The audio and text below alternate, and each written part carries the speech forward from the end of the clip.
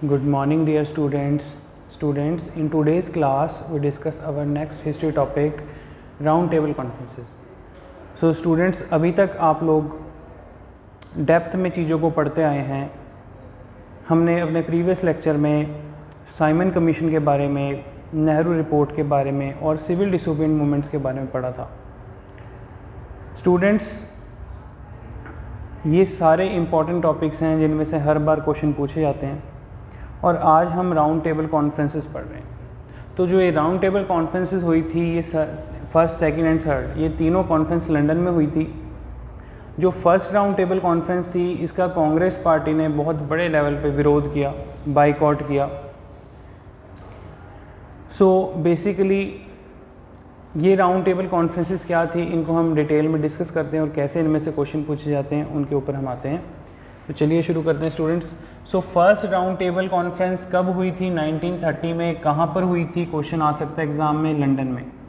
So students, first round table meeting जो है वो लंदन में 12 नवंबर 1930 को होती है. और ये कॉन्फ्रेंस क्या थी बेसिकली, इसमें जो है कांग्रेस पार्टी के लीडर्स को इनवाइट किया जाता है, इंग्लैंड आओ डिस्कस करो कि क्या प्रॉब्लम है. तो यहाँ पर साइमन कमीशन की रिपोर्ट को डिस्कस करना था. तो स्टूडेंट्स, जो आप पढ़ के आ चुके हो कि साइमन कमीशन का जो विरोध हुआ था, ठीक है, इंडिया में, तो अंग्रेज़ चाहते थे कि साइमन कमीशन की रिकमेंडेशंस जो हैं वो लागू हों, ठीक है जी, लेकिन इंडियन इसके खिलाफ थे. तो होता क्या है जी, डिस्कशन होती है इसके ऊपर, साइमन कमीशन के ऊपर. एग्ज़ाम में क्वेश्चन आ सकता है, ठीक है जी. कब हुआ था round table conference? First round table meeting कहाँ पर हुआ था, क्या डिस्कस किया था फर्स्ट राउंड टेबल कॉन्फ्रेंस में साइमन कमीशन के ऊपर, उसकी रिकमेंडेशंस के ऊपर. लेकिन कांग्रेस पार्टी ने स्टूडेंट्स इसका बहुत बड़े लेवल पे विरोध किया और इसका बाइकआउट किया, क्योंकि कांग्रेस पार्टी के लीडर इस चीज़ को सुनने को तैयार ही नहीं थे कि हम इस रिकमेंडेशन पे कुछ डिस्कशन करें. वो चाहते थे कि इस चीज़ का टोटली बाइकआउट हो, इस चीज़ का खंडन हो. रीज़न बिहाइंड, कांग्रेस पार्टी चाहती थी कि उनके अकॉर्डिंग जो रिकमेंडेशंस दी जाएं सिर्फ उन्हीं को पास किया जाए, उन्हीं को लागू किया जाए. और जो ब्रिटिशर्स इंडिया में डोमिनियन स्टेटस देने की बात कर रहे हैं, हमें डोमिनियन स्टेटस नहीं चाहिए, हमें पूर्ण स्वराज चाहिए. Dominion status in the sense कि आपको सारी पॉलिटिकल पावर्स मिलेंगी, आप अपने देश के लिए जो है एक पॉलिटिकल सिस्टम चलाओगे, एडमिनिस्ट्रेशन चलाओगे, लेकिन इंडिया से अंग्रेज नहीं जाने वाले. अंडरस्टैंड? तो डोमिनियन स्टेटस का मतलब क्या था, आपको सारे राइट्स, सारे अधिकार, सारी पावर्स दी जाएंगी, लेकिन इंडिया से ब्रिटिशर्स नहीं जाएंगे, ईस्ट इंडिया कंपनी कहीं नहीं जाएगी, ठीक है. So Muslim league, liberals and other parties had assembled. So students, जो फर्स्ट राउंड टेबल मीटिंग थी, मुस्लिम लीग के लीडर्स ने इसको सपोर्ट किया था, कुछ अदर लीडर्स ने भी मीटिंग्स अटेंड की थी, लेकिन कांग्रेस पार्टी ने इसका टोटली खंडन किया, बाइकआउट किया. अंडरस्टैंड? देन स्टूडेंट्स, उसके बाद टाइम आता है सेकेंड राउंड टेबल मीटिंग का. जो सेकेंड राउंड टेबल कॉन्फ्रेंस थी, ये सेकेंड राउंड टेबल कॉन्फ्रेंस हुई थी 1931 में, 1931 में. और स्टूडेंट्स, इस सेकेंड राउंड टेबल कॉन्फ्रेंस को गांधी जी ने भी ज्वाइन किया था. गांधी जी ने इंडियन नेशनल कांग्रेस पार्टी के लीडर्स के कहने पर, उनके आग्रह करने पर गांधी जी ज्वाइन करते हैं. तो गांधी जी तो वैसे इस चीज़ के खिलाफ होते हैं राउंड टेबल कॉन्फ्रेंस के शुरू से. उन्हें पता होता है कि अंग्रेज़ों ने जो है हमारे साथ मजाक ही करना है फ़ौरन जाके भी, ठीक है, कुछ हाथ लगने वाला नहीं है. तो गांधी जी इस चीज़ का विरोध करते हैं, लेकिन वो फिर भी जो सेकेंड राउंड टेबल कॉन्फ्रेंस थी उस मीटिंग में पार्टिसिपेट करते हैं. अब वहाँ पर सबसे बड़ा इंसिडेंट होता है स्टूडेंट्स. जो सेकेंड राउंड टेबल कॉन्फ्रेंस थी, बेसिकली यहाँ से क्वेश्चन पूछा जा सकता है कि उस टाइम पे इंग्लैंड का प्राइम मिनिस्टर कौन था. स्टूडेंट्स, आपको पता होना चाहिए, इंग्लैंड में जो है प्राइम मिनिस्टर की पोस्ट होती है, वहाँ पर प्रेसिडेंट की पोस्ट नहीं होती. तो वहाँ पर प्राइम मिनिस्टर 1931 में कौन था? एग्ज़ाम में क्वेश्चन आ सकता है. So answer is Ramsay McDonald. Ramsay McDonald was the prime minister of England during second round table conference. So students, अब होता क्या है, Ramsay MacDonald communal award declare कर देता है. क्या डिक्लेयर करता है students? Communal award. What is the meaning of communal award? Communal award की घोषणा करता है। ठीक है, इसके ऊपर हम डिटेल में चर्चा करेंगे, बहुत इंपॉर्टेंट है, यहाँ से सारा सिनेरियो चेंज होगा आगे। अंग्रेज़ क्या करते हैं, हमारे देश में रह रहे होते हैं, उनको पता है जी इंडिया को डिवाइड कर दें, जैसे कि 1905 में हुआ था, हम बढ़ के आ चुके हैं स्टूडेंट्स ये सारी चीज़ें। ठीक है, 1905 की पार्टीशन ऑफ बंगाल। अंग्रेज़ों ने अब क्या किया जी, कहते जी अब हम इंडिया को कम्युनल अवार्ड में डिवाइड कर देते हैं। कम्युनल अवार्ड मीन्स कि इस चीज़ की घोषणा कर देते हैं जो डिफरेंट कास्ट के डिफरेंट रिलीजन के लोग हैं वो अपने लिए सेपरेट इलेक्टोरेट्स की डिमांड करें। इट मीन्स कि अंग्रेज़ चाहते थे कि भारत में जो भी लाइक एक्सेप्ट हिंदूज़ तो अलग हो गए, ठीक है जी, उसके बाद Jains, then Buddha, then Muslims, Christians, Anglo Indians and जो डिप्रेस क्लास थे दलित्स, SC STs, ये सब अपने लिए सेपरेट इलेक्टोरेट अडॉप्ट करें। इन सबको हम सेपरेट इलेक्टोरेट्स की पावर देते हैं, प्रोवाइड करते हैं। सेपरेट इलेक्टोरेट्स का मतलब क्या होता है? Separate electorate in the sense कि ये अपने लिए अपना अलग अलग नेता चुने अपने एरिया से, और जो इनकी कास्ट, इनकी कम्युनिटी का लीडर होगा ये सिर्फ उसी को वोट डालें। अंडरस्टैंड स्टूडेंट्स, आपको आई होप ये बात समझ में आ रही होगी कि सेपरेट इलेक्टोरेट का मतलब यहाँ पे क्या था कि जो भी अलग अलग धर्मों के, अलग अलग जाति के जो लोग हैं वो अपने लिए अलग सेपरेट इलेक्टोरेट की डिमांड करें। हम उनको सेपरेट इलेक्टोरेट प्रोवाइड करते हैं जिसमें कि वो जिस एरिया के हैं उस अकॉर्डिंग अपने नेता को चुने, और वो सिर्फ अपने ही लीडर को वोट डालेंगे। जो मुस्लिम्स हैं वो सिर्फ मुस्लिम को वोट डालेंगे, जो हिंदूज़ हैं वो सिर्फ हिंदू को वोट डालेंगे, जो क्रिश्चियंस हैं वो क्रिश्चियंस को वोट डालेंगे। ठीक है, और जो SC ST कम्युनिटी, जो डिप्रेस क्लास है, जो दलित्स हैं, वो सिर्फ दलित को वोट डालेंगे। तो मतलब कि इस टाइप की जो पॉलिटिक्स है वो ब्रिटिशर्स इंडिया में स्टार्ट करने की कोशिश करते हैं, मीन्स डिवाइड एंड रूल की पॉलिसी अडॉप्ट करते हैं। और इस चीज़ का गांधी जी को बहुत दुख होता है। गांधी जी इस सेकेंड राउंड टेबल मीटिंग को छोड़ के आते हैं, वो बहुत बड़े लेवल पे इसका विरोध करते हैं। जैसे ही वो गांधी जी इंडिया एंटर करते हैं, इंडिया आते हैं, उनको इंडिया आते ही अरेस्ट कर लिया जाता है। कहते हैं जी आप ऐसे कैसे आप विरोध कर सकते हो, ठीक है जी, आपको ये चीज़ माननी पड़ेगी। तो अंग्रेज़ जो है गांधी जी को अरेस्ट कर लेते हैं और पुणे की यरवड़ा जेल में गांधी जी को रखा जाता है, और गांधी जी वहाँ पर अपना फास्ट अनटू डेथ, अपना मरण उपरांत अनशन शुरू कर देते हैं। So students, fast unto death का मतलब है कि जब तक किसी पर्सन की डेथ नहीं हो जाती वो तब तक जो है अनशन के ऊपर बैठ गया। अनशन मीन्स कि उसने खाना पीना सब कुछ त्याग दिया है और वो अपनी इस बात को लेके, इस एजेंडा को लेके जो है प्रोटेस्ट कर रहे हैं। सो स्टूडेंट्स, होता क्या है, गांधी जी को जो है पहले ही समझ आ गया था, ये पहले सबसे इम्पोर्टेंट पॉइंट के मुस्लिम लीग अलग पार्टी बनी, देन उसके बाद डिप्रेस क्लास और जो बाकी कम्युनिटीज़ हैं, ठीक है, उनको कहा गया जी आप अपने लिए सेपरेट इलेक्टोरेट की बात करो। और गांधी जी को ये साफ साफ नज़र आ रहा था ऐसा करने से इंडिया के बहुत सारे टुकड़े हो सकते हैं। इंडिया को बाइफरकेट करने की कोशिश कर रहे थे अंग्रेज़।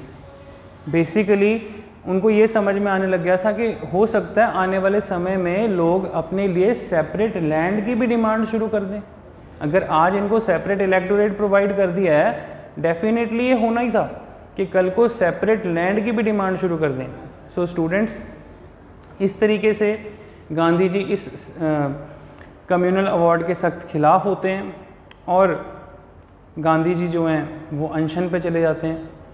फिर यरवड़ा जेल में जो पुणे में बनी हुई है, ठीक है, आज भी प्रेजेंट है, अंग्रेजों की बनाई हुई जो सेलुलर जेल्स हैं स्टूडेंट्स, ये आज भी हैं। तो वहाँ पर उनको मिलने के लिए जो डॉक्टर BR अम्बेडकर थे वो आए थे, ठीक है, जिनको फादर ऑफ इंडियन कॉन्स्टिट्यूशन भी कहा जाता है, आपको पता होना चाहिए स्टूडेंट्स। सो कम्युनल अवार्ड के खिलाफ गांधी जी ने अनशन किया और जो BR अम्बेडकर जी थे, ठीक है, एंड गांधी जी, ये आपस में एक पैक्ट साइन करते हैं, आपस में एक समझौता करते हैं। पैक्ट मीन्स समझौता होता है, मैंने आपको पहले भी बताया था students. So B R Ambedkar और गांधी जी एक पैक्ट करते हैं, आपस में एक समझौता करते हैं। तो जो बाकी और अदर पार्टीज़ के लोग थे वो भी गांधी जी को सपोर्ट करते हैं, कहते हैं कि आप अपना अनशन यहीं पे छोड़ दीजिए, ठीक है, हम किसी भी सेपरेट इलेक्टोरेट की डिमांड नहीं करेंगे, हम देश को आज़ाद कराने में आपको सपोर्ट करेंगे। तो स्टूडेंट्स इस तरीके से बहुत बड़े लेवल पे गांधी जी और जो बी आर अम्बेडकर थे आपस में उनमें जो पैक्ट साइन हुआ, ये एग्ज़ाम में क्वेश्चन पूछा जाता है, इस पैक्ट को किस नाम से जाना जाता है? इसे स्टूडेंट्स पूना पैक्ट से जाना जाता है, ठीक है। आई होप आपको समझ में आ गया होगा। स्टूडेंट्स ये बेसिक पॉइंट नोट कर लो, रैमसे मैकडोनल्ड कम्युनल अवार्ड, ठीक है, किसके किसके बीच में हुआ था pact? B R Ambedkar and Mahatma Gandhi. Take your time.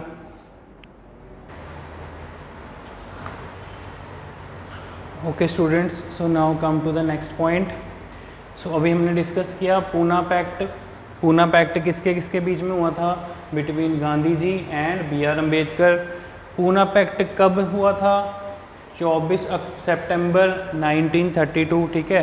सो 1932 में 1932 में जब कम्युनल अवार्ड इंडिया में घोषणा की जाती है कि डिक्लेयर किया जाए, उस टाइम पे गांधी जी हियरवा जेल में स्ट्राइक पे चले जाते हैं, ठीक है जी। फिर आपस में दोनों में पैक्ट होता है। Next important is third round table conference. So students जो थर्ड राउंड टेबल कॉन्फ्रेंस थी कब हुई थी? 1932 में, but this meeting was fruitless. इसका कोई नतीजा नहीं निकलता बिकॉज कई सारे जो नेशनल लीडर्स थे उनको अरेस्ट कर लिया जाता है और उनको जेलों में डाल दिया जाता है। अंग्रेज़ों को ये लग रहा था कि गांधी जी जो हैं बहुत बड़े लेवल पे उनको सपोर्ट मिल रहा है और जहाँ पे भी जो लीडर्स गांधी जी को सपोर्ट कर रहे हैं उनको उठाकर जेल में डाल दिया जाए, ठीक है जी। तो बहुत सारे नेशनल लीडर्स को अरेस्ट करके प्रिजन्स में डाल दिया था। Next important point is government of India act 1935। So students ये जो गवर्नमेंट ऑफ इंडिया एक्ट 1935 था, ये बिल्कुल जो साइमन कमीशन था उसी को रिप्लेस करके उसी की ही कुछ रिकमेंडेशंस को ऐड ऑन करके बनाया गया था। और कहीं ना कहीं आज भी गवर्नमेंट ऑफ इंडिया एक्ट 1935 जो है ये एग्जिस्ट करता है हमारे कॉन्स्टिट्यूशन में। इसके क्या क्या प्रोविज़न थे वो हम डिस्कस करते हैं। Federal type of government. Students आज भी हमारे कॉन्स्टिट्यूशन में हमारे जो सिस्टम में फेडरल फॉर्म ऑफ गवर्नमेंट है, आपको पता होगा, ठीक है जी। Central level, state level, state की अपनी पावर्स हैं, सेंटर की अपनी पावर्स हैं, ठीक है, आप लोगों ने पढ़ रखा है पॉलिटिकल साइंस में। इंट्रोडक्शन ऑफ प्रोविंशियल ऑटोनॉमी, मतलब कि हर एक प्रोविंस, जैसे पंजाब प्रोविंस हो गया, ठीक है, यूनाइटेड प्रोविंस, जो आज हमारा उत्तर प्रदेश है, यूपी है, उसको यूनाइटेड प्रोविंस कहते थे, ठीक है जी। तो इस तरीके से स्टूडेंट्स जो बंगाल, बिहार, उड़ीसा, ठीक है, ये कंप्लीट एक बंगाल प्रोविंस था, ठीक है, मद्रास प्रोविंस। तो इस तरीके से जो प्रोविंसेस थी, प्रोविंस मीन्स स्टेट, प्रोविंस का मतलब क्या होता है स्टूडेंट्स? Province means state. तो जितनी भी ऐसी स्टेट्स थी उस टाइम पे उनको ऑटोनोमस पावर दे दी गई थी, ऑटोनोमस बॉडीज़ बना दी गई थी वहाँ पे कि आप अपने अकॉर्डिंग अपनी स्टेट को चलाओ, ठीक है। Next important, abolish of diarchy in provinces. और स्टेट्स में से डुअल फॉर्म ऑफ गवर्नमेंट को हटा दिया गया था। Diarchy means dual form of government. तो इस तरीके से स्टूडेंट्स स्टेट में से dual form of government system को हटा दिया गया था और प्रोविंशियल सिस्टम, प्रोविंशियल ऑटोनोमस को लागू कर दिया गया था। और इस तरीके से जो स्टेट्स के मिनिस्टर्स थे, मिनिस्टर्स को रिस्पॉन्सिबिलिटी दे दी गई थी कि आप अपनी प्रोविंसेस को, अपने स्टेट्स को चलाएं, जो स्टेट लेजिस्लेचर हैं वो स्टेट्स को चलाएं। जैसा कि आज आप देखते हो हमारी स्टेट्स को जो है स्टेट लेजिस्लेचर्स होते हैं, ठीक है, जो हमारे member of legislative assemblies MLAs होते हैं, ठीक है, वो अपने अपने स्टेट को चलाते हैं। उनका हेड ऑफ द गवर्नमेंट कौन होता है? चीफ मिनिस्टर होता है, CM होता है, अंडरस्टैंड। और जो हमारे मेंबर ऑफ पार्लियामेंट्स होते हैं उनका हेड ऑफ द गवर्नमेंट कौन होता है? प्राइम मिनिस्टर होता है। तो आपको समझ में आ गया होगा स्टूडेंट्स, ठीक है जी। तो वही रिकमेंडेशंस थी, आई होप यू अंडरस्टैंड, ठीक है। ये नोट कर लो स्टूडेंट्स, इंपॉर्टेंट पॉइंट्स हैं। Okay students, so now see the next point, Pakistan resolution. Students basically Muslim league ने अपने लिए पाकिस्तान रेजोल्यूशन की डिमांड की 24 मार्च 1940, 24 मार्च 1940 में किसका आइडिया था पाकिस्तान का जी? चौधरी रहमत अली। तो इसमें से अगर कोई क्वेश्चन बना कि पाकिस्तान का आइडिया किसका था, वो था चौधरी रहमत अली का, जो मुस्लिम लीग का लीडर था। ठीक है जी।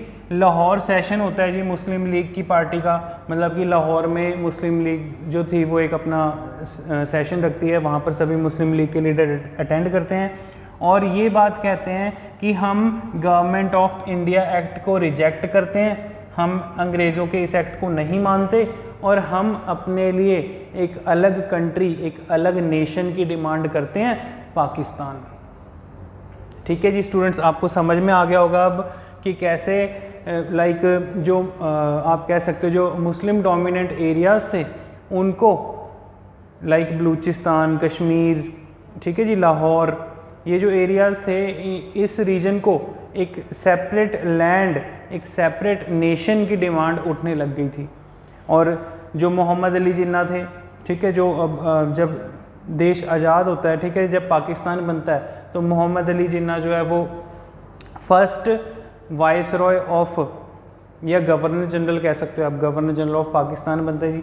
और रहमत अली जो था, ये चौधरी रहमत अली, ये फर्स्ट प्राइम मिनिस्टर बनते हैं पाकिस्तान के। ठीक है। So students, next important point is August offer, 8 अगस्त 1940। अब अगस्त ऑफर क्या था? अगस्त ऑफर के समय पे स्टूडेंट्स इंडिया का वाइस रॉय कौन था? Lord Linlithgow. लिनलिथगो जो था उस टाइम पे वाइस रॉय ऑफ इंडिया था जब अगस्त ऑफर की डिमांड ब्रिटिशर्स ने इंडिया के आगे रखी।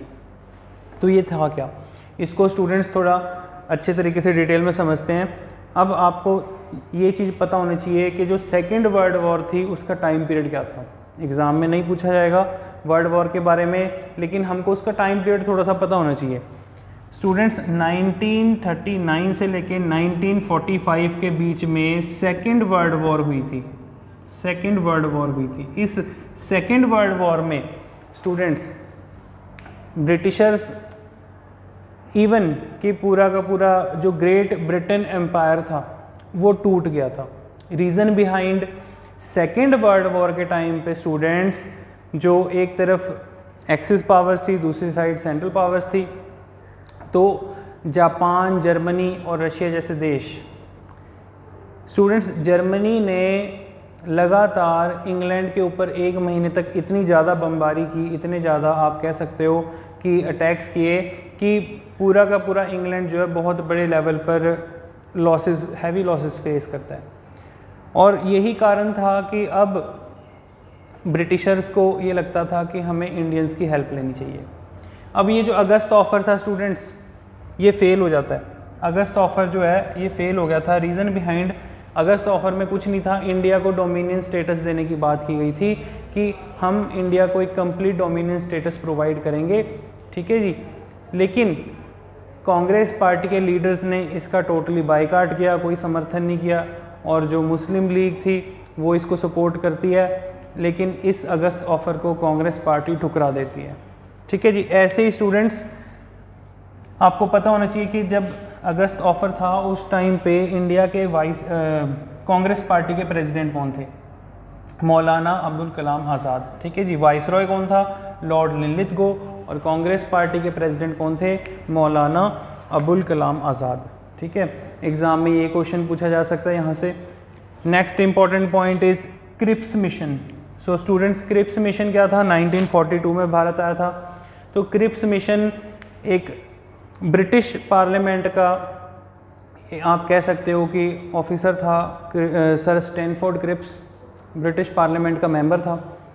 उसको भारत भेजा जाता है कि आप जल्दी से इंडिया जाओ, इंडिया में सिचुएशन बहुत ज़्यादा वर्स्ट हो गई है।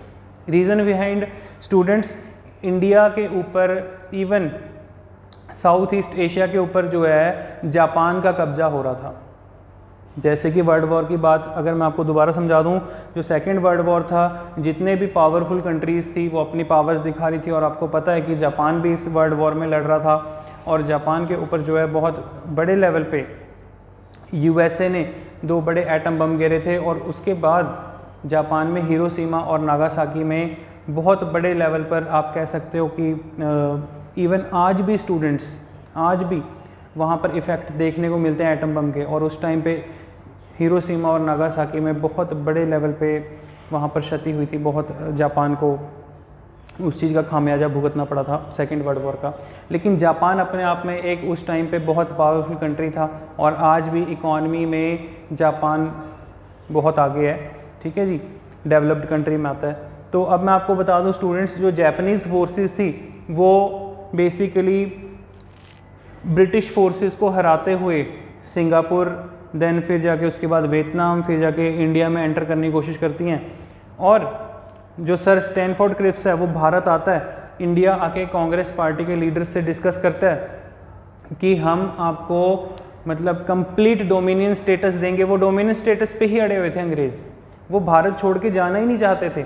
अब इस चीज़ को आप समझोगे स्टूडेंट्स, डेप्थ में है, बहुत डेप्थ की बात है कि अंग्रेज़ इंडिया को छोड़कर कभी जाना ही नहीं चाहते थे। सबसे बड़ा पॉइंट था कि ब्रिटिशर्स के लिए ये लगता था कि हम इंडिया में रूल कर रहे हैं, अपनी ईस्ट इंडिया कंपनी को चला रहे हैं, और ईस्ट इंडिया कंपनी से बहुत ज़्यादा रेवेन्यू कलेक्ट करके ब्रिटिशर्स यूरोप में सेंड कर रहे थे, ठीक है, अपनी इंग्लैंड की इकॉनमी को इंक्रीज़ कर रहे थे। तो उनके लिए कभी पॉसिबल ही नहीं था कि वो भारत छोड़ के जाएं। लेकिन सिनेरियो चेंज होता है स्टूडेंट्स, सिचुएशंस चेंज होती हैं, और मैंने आपको अभी बताया कि ग्रेट ब्रिटेन जो था वो सारा का सारा एम्पायर हिटलर ने ख़त्म कर दिया था। अब देखो आप, हिटलर कितना बड़ा आदमी था कि हिटलर की इस एक्शन के ऊपर इंडिया से अंग्रेज़ों को जाने को मजबूर कर दिया जाता है। हिटलर ने, जर्मनी की फोर्सेस ने, नाजी जर्मन ने इतने बड़े लेवल पे पूरे के पूरे यूरोप को तबाह कर दिया था कि पूरा यूरोप जल रहा था, और इंग्लैंड में लगभग 50,000 से ज़्यादा जो है मेल फोर्सेस जो हैं वहाँ पर लाइक लोगों की डेथ हो गई थी। इतने हज़ारों लोगों की डेथ्स के बाद इंग्लैंड, वैसे ही वहाँ पर पॉपुलेशन कम थी, ठीक है जी। अब इंग्लैंड के जो बाकी के लोग थे वो पूरी दुनिया पे कब्जा करके बैठे हुए थे, पूरी दुनिया में उनकी कंपनीज चल रही थी। जैसे ईस्ट इंडिया कंपनी थी, वैसे ही वर्ल्ड में अलग अलग जगह पे यूरोपियंस की कंपनी चल रही थी। यही नतीजा होता है कि फिर लगभग जब हमारा देश आज़ाद हुआ था स्टूडेंट्स, उसी टाइम पे दुनिया में बाकी देश भी धीरे धीरे इंडिया के बाद आज़ाद होने शुरू हो गए थे। कुछ देश इंडिया से पहले आज़ाद हो जाते हैं, कुछ देश इंडिया के बाद आज़ाद होने शुरू हो गए थे। तो चलिए आ जाते हैं नेक्स्ट पॉइंट पे। जो क्रिप्स मिशन था स्टूडेंट्स, ये क्रिप्स मिशन भी फेल हो गया था, ठीक है जी। जो सर स्टैनफोर्ड क्रिप्स था, सर स्टैनफोर्ड क्रिप्स, ये भारत आता ज़रूर है पहले, ठीक है जी, लेकिन इसकी रिकमेंडेशंस को फेल कर दिया जाता है, नहीं मानते हैं हम। कांग्रेस पार्टी कहती है जी ये टोटली गलत है। वो हमारे आगे क्या प्रस्ताव रखता है, क्या रिकमेंडेशन रखता है कि आप हमें इस सेकेंड वर्ल्ड वॉर में सपोर्ट करो, जापानियों के खिलाफ लड़ाई करो, ठीक है जी। यही वो टाइम था जब सुभाष चंद्र बोस ने अपनी एक अलग पार्टी बनाई थी, फॉरवर्ड ब्लॉक बनाई थी और इंडियन नेशनल आर्मी बनाई थी, ठीक है स्टूडेंट्स। तो सुभाष चंद्र बोस जी के बारे में भी बाद में डिटेल में डिस्कस करेंगे, अभी इस पॉइंट पे आ जाते हैं। जब क्रिप्स मिशन को गांधी जी ने कहा कि ये एक पोस्ट डेटेड चेक की तरह, जो एक बैंकरप्ट बैंक का एक चेक होता है। पोस्ट डेटेड चेक मीन्स कि आपने एक फेक चेक दे दिया है, ठीक है, जो आप कैश नहीं करवा सकते हो किसी बैंक से। तो इस तरीके से क्रिप्स मिशन की रिकमेंडेशन को फेल कर दिया जाता है और ब्रिटिशर्स मजबूर होते हैं, चारों तरफ से घिर चुके होते हैं, क्योंकि उधर से जापान हमले कर रहा होता है, साउथ ईस्ट एशियन पूरा नेशन जो है वो अपने कब्जे में ले लेते हैं। और जो सुभाष चंद्र बोस थे वो अपनी आर्मी बना चुके थे, बहुत बड़े लेवल पे जापानीज़ का सपोर्ट होता है इंडियन नेशनल आर्मी को, ठीक है जी, और ब्रिटिशर्स के ख़िलाफ़ लड़ाई लड़ते हैं। और उधर से यूरोप के ऊपर जो है हिटलर का बहुत बड़ा, आप कह सकते हो, ऐसा आक्रोश देखने को मिला कि ग्रेट ब्रिटेन टूट गया था। अब स्टूडेंट्स इसके बाद जो नेक्स्ट इम्पॉर्टेंट इवेंट हुआ था वो था क्विट इंडिया मूवमेंट। यही वो टाइम था जब गांधी जी ने क्विट इंडिया मूवमेंट स्टार्ट किया था। स्टूडेंट्स टाइम था 8 अगस्त 1942। एग्ज़ाम में क्वेश्चन यही पूछा जाता है डायरेक्ट, क्विट इंडिया मूवमेंट किसने शुरू किया था, महात्मा गांधी जी ने, ठीक है जी, भारत छोड़ो आंदोलन, ठीक है, गांधी जी। और कब शुरू हुआ था? 8 अगस्त 1942। स्टूडेंट्स, महात्मा गांधी जी ने ये देखा कि अब इंडिया में हमको अगर अंग्रेज़ों से आज़ादी चाहिए, अगर ब्रिटिशर्स से आज़ादी चाहिए, तो उसके लिए हमें क्विट इंडिया मूवमेंट करना पड़ेगा। तो ये जो क्विट इंडिया मूवमेंट था, बेसिकली भारत छोड़ो आंदोलन, इसमें डू और डाई की सिचुएशन हो गई थी। डू और डाई, डू और डाई मीन्स करो या मरो, ठीक है जी। अब हम अंग्रेज़ों से आज़ादी लेके ही रहेंगे। तो अब सिनेरियो चेंज होने लग गया। अब अंग्रेज़ों को लग रहा था कि अब इंडिया में रहना बहुत मुश्किल है, ठीक है जी, क्योंकि ईस्ट इंडिया कंपनी इतना ज़्यादा उनको प्रॉफिट नहीं जनरेट करके दे रही थी कि जितना हैवी लॉसेस ब्रिटिशर्स फेस कर रहे थे। तो नॉट ओनली इंडिया, जितने भी आपको पता होना चाहिए स्टूडेंट्स, जो कॉमनवेल्थ कंट्रीज़ हैं, आपको पता होना चाहिए, जैसे ओलंपिक गेम्स होती हैं, एशियन गेम्स होती हैं, ऐसे ही कॉमनवेल्थ गेम्स भी होती हैं। और कॉमनवेल्थ गेम्स में वो कंट्रीज़ पार्टिसिपेट करती हैं जो किसी टाइम पे अंग्रेज़ों के ग़ुलाम देश थे, जो किसी टाइम पे ब्रिटिशर्स के ग़ुलाम देश थे। अंडरस्टैंड? सो इस तरीके से अंग्रेज़ों ने धीरे धीरे लगभग आप कह सकते हो कि इंडिया को लिबरेट किया और बाकी देशों को भी अंग्रेज़ों से आज़ादी मिलती गई, ठीक है। आई होप स्टूडेंट्स आपको इतना समझ में आ गया होगा। आप इंपॉर्टेंट पॉइंट्स नोट कर लो, ठीक है। क्विट इंडिया मूवमेंट किसने शुरू किया था? गांधी जी ने। बहुत बार एग्जाम में क्वेश्चन पूछा गया। Take your time, note down this point.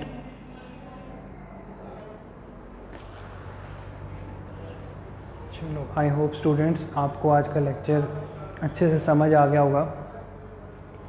So students, अब हम नेक्स्ट लेक्चर में डिस्कस करेंगे कि कैसे हमारे देश को आज़ादी मिली, और उससे पहले जो इम्पोर्टेंट इवेंट्स हुए उसके ऊपर डिस्कस करेंगे। सो तब तक के लिए आप स्टूडेंट्स ये सारे इंपॉर्टेंट पॉइंट जो आज हमने डिस्कस किए, अब तक जो डिस्कस कर चुके हैं मॉडर्न हिस्ट्री के, वो सारे आप रिवाइज़ करो अच्छे से। इसकी PDF मैं आपको प्रोवाइड करूँगा, ठीक है जी। और फिर बाद में हम इसके इम्पॉर्टेंट जो MCQs हैं उसकी भी मैं आपको PDF प्रोवाइड करूँगा, ठीक है। Okay students, now we wind up our session. Good bye.